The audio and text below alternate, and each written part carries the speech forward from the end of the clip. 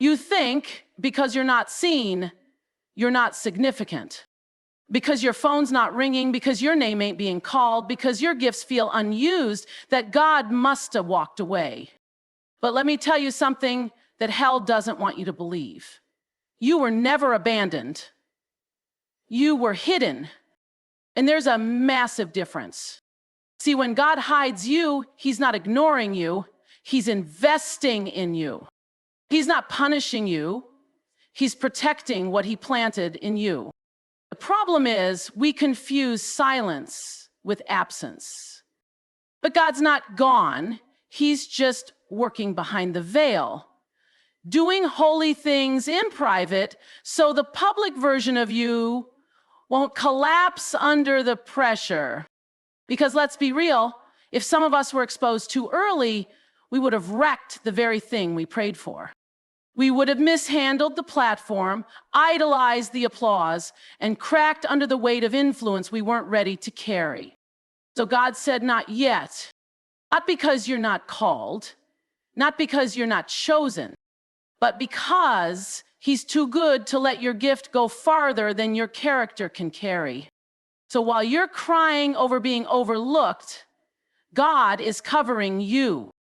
While you're mourning closed doors, he's maturing your spirit. While you're questioning his silence, he's strengthening your foundation. Because when it's time to bring you out, you won't just appear. You'll arrive with oil, with authority, with evidence of the process you endured in the dark. This ain't a message to make you feel better. It's a message to wake you up, to make you see that what felt like being left behind was really God placing you in the safest spot he could, hidden in him. And if you stay long enough to hear the rest, you'll stop questioning why God hid you and start thanking him that he did. Let's get into it. You ever feel like you're doing all the right things, but still somehow overlooked? Like you're sowing seeds in prayer, trying to walk upright, staying in your word, fighting off old habits, but no doors are opening, no stage is being built, no light is shining on your life. I know what that feels like. And I also know what it's not. It's not abandonment. It's not punishment. And it's not failure. What you're walking through isn't evidence that God left. It's proof that he's hiding you. See, we live in a world that equates visibility with value. If people see you, then you matter. If your name's in a caption, if your face is on a flyer, if your following is growing, then you must be doing something right. But what if I told you God values you so much, he'll cover you when the world wants to consume you? What if I told you that being hidden is holy? God doesn't hide what he doesn't care about. He hides what's being prepared. Think about it. Nothing precious is ever left in plain sight. Diamonds are buried, gold is refined in fire. Even a baby grows in the hidden place of the womb. Because when something is destined to carry weight, it first has to be developed where it can't be disturbed.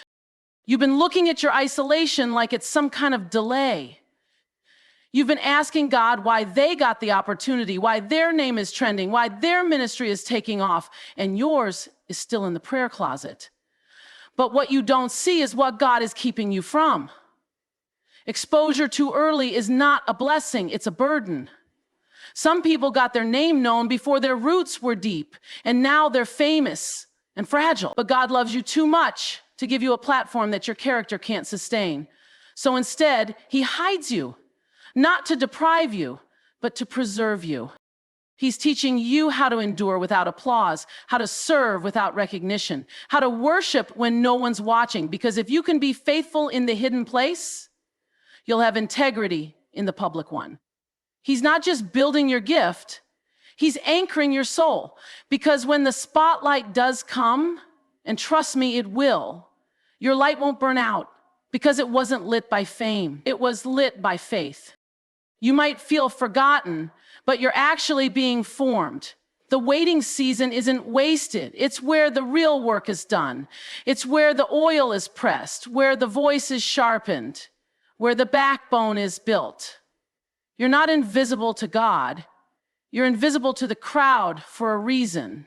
Because sometimes God has to pull you away from the noise just to whisper your real name. The one not tied to clout or performance, but identity. The one that reminds you, you are mine.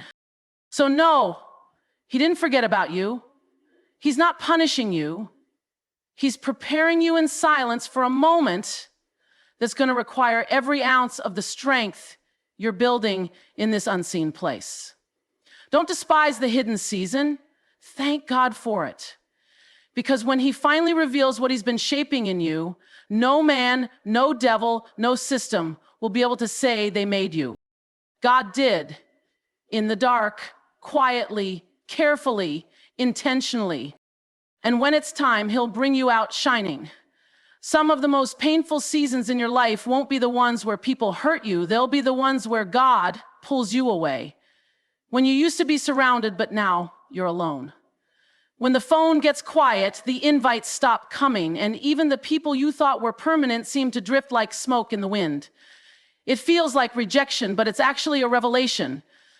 God is isolating you, not to break you. He's not subtracting out of cruelty. He's clearing space for clarity.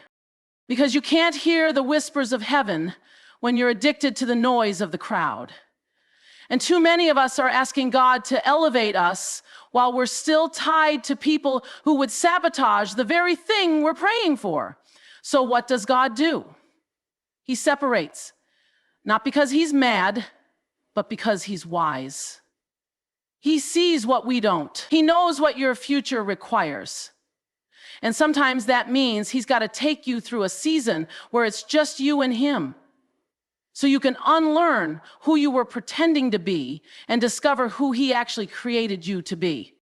You've been asking why you feel so disconnected, why the people who once hyped you up now stay silent, why the rooms you used to be welcomed in now feel like closed doors. But God's not being cruel. He's being kind. You don't need a bigger circle right now. You need a deeper well. Because when everything gets stripped down, no more status, no more attention, no more audience, you find out whether you really believe or whether you were just performing. And let me tell you something, isolation is not punishment, it's preparation. God puts you in a place where it's just you and him, not because you're failing, but because you're found. He doesn't isolate people he's done with. He isolates people he's about to use. Moses had to leave the palace and find God in a burning bush. David was anointed in front of his brothers, but he still had to return to the field with sheep and shadows. Even Jesus went into the wilderness, not after he messed up, but right after he was affirmed. Because affirmation doesn't exempt you from isolation, it invites it. Because the louder the calling, the quieter the preparation. If God has pulled you away, it's because he's trying to speak something into you that can't survive in the crowd, that can't be nurtured in chaos. Some oil can't be pressed in public. It has to be crushed in private. And you may be lonely, but you're not alone. The silence you feel is sacred space.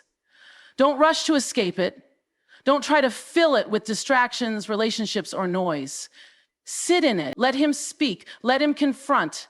Let him comfort.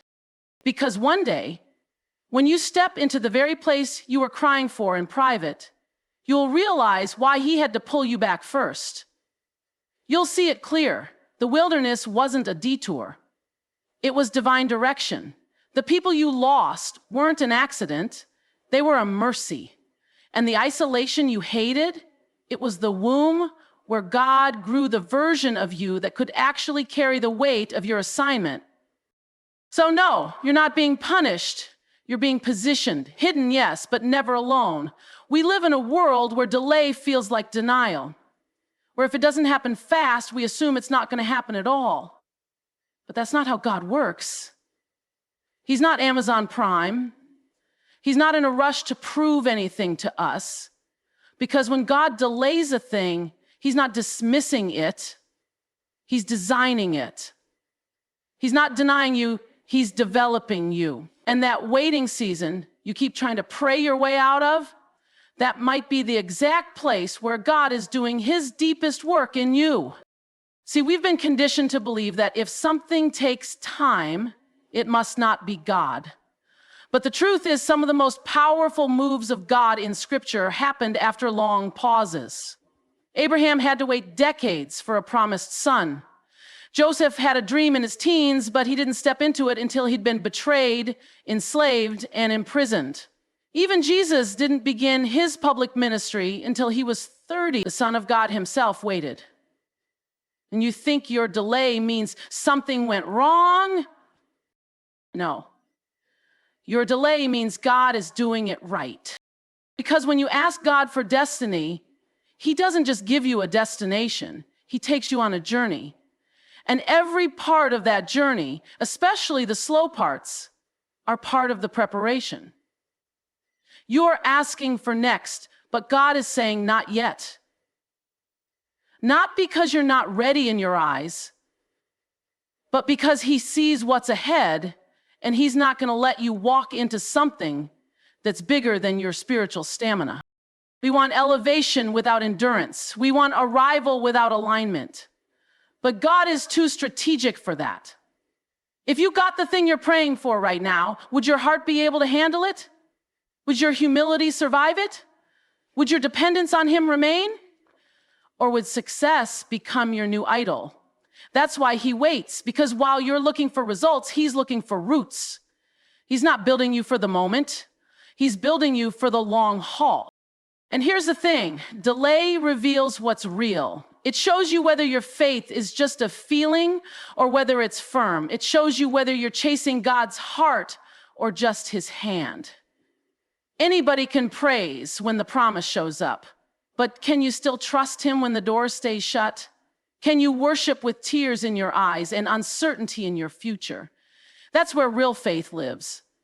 Not in the reward, but in the waiting.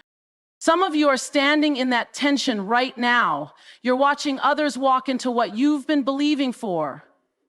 You're clapping with your hands, but crying in your spirit. You're wondering if God skipped over you, if maybe you missed it, if maybe you messed it up. But let me remind you, God's timing is not a threat. It's a promise. And if he said it, he's going to do it. But he'll do it when your heart is ready to hold it, not just your hands. So don't let delay make you doubt. Let it make you dig deeper. Because the breakthrough you're praying for isn't being denied. It's being designed in the secret place. And when it finally comes, you'll know without a doubt that it didn't happen because of your effort, but because of his faithfulness. He's not late. He's just working with eternity in mind. There's something sacred about silence.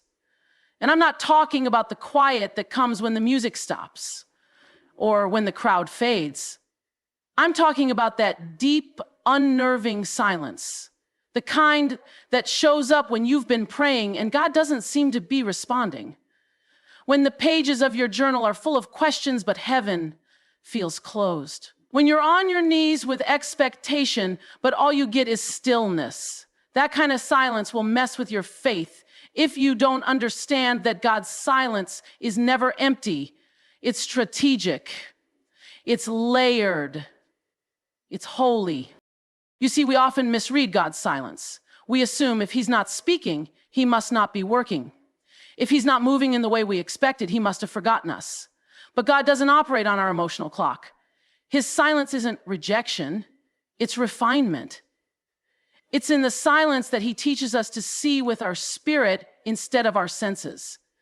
Because anybody can believe when God is loud, but when he's quiet, when the path isn't lit and the answers aren't clear, that's when real trust is formed.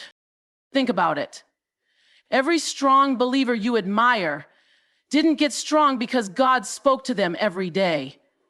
They got strong because they learned how to stand in silence. They learned how to walk by faith and not by confirmation. They learned how to obey when there was no audience, how to move when there was no map, how to keep their eyes on God when his voice was nowhere to be found. That's the kind of trust that can't be taught in the spotlight. It's forged in the quiet, in the hidden, in the lonely place, where all you have is his last word and your current obedience. And let's be honest, that place is uncomfortable. We don't like not knowing. We want plans, progress, and performance. But God's not raising performers. He's raising disciples. And disciples aren't built on applause. They're built in the unseen trenches of trust. You might be in one of those trenches right now, wondering when God will speak, when the breakthrough will come, when the promise will start looking like progress. But here's what you have to remember. God is not ignoring you. He's investing in you. He hides you and then he quiets himself because what he's doing in you is bigger than your comfort. He's stripping away the layers that were dependent on noise, on people, on timing. He's removing your crutches so you can walk in real strength. So that when you finally step into the room, he's preparing. You won't need validation. You won't need noise. You'll carry the weight of someone who knows God even when he's silent. Some of you are being built for something that can't be rushed. And the silence is proof that you're in a holy construction zone. The worst thing you could do right now is interpret God's quiet as his absence.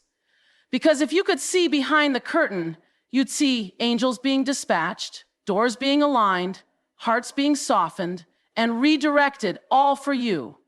But God's not going to announce it before it's time. He will let you feel the silence so that when the sound finally comes, you know it was him and him alone. So don't quit because it's quiet. Don't doubt because it's delayed. Don't walk away because you can't see what he's doing. If he's silent, it means he's focused. And what he's building in you right now is going to speak louder than any word you were hoping to hear.